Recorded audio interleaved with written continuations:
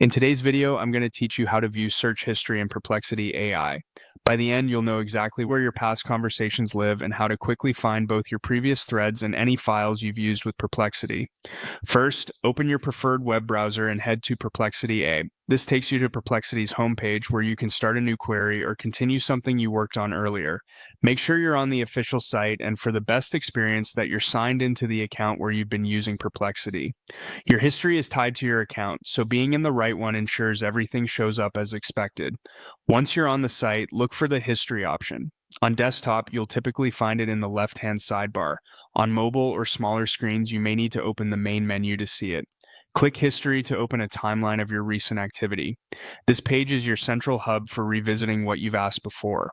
You'll see your queries grouped by time, often with a snippet that helps you recognize the right conversation at a glance.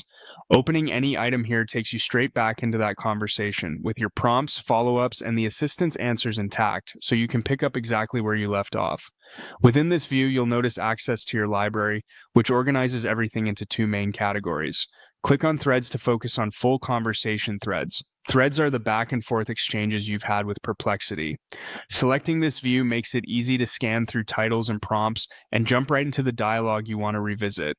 If you remember a specific phrase or topic, use the search field at the top to filter results.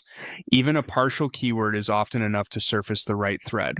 When you open one, you'll see the entire context, including any sources Perplexity cited, so you can reuse, refine, or copy content without starting from scratch. Next, click on Files. This section highlights documents you've uploaded for Perplexity to analyze, as well as files associated with your threads.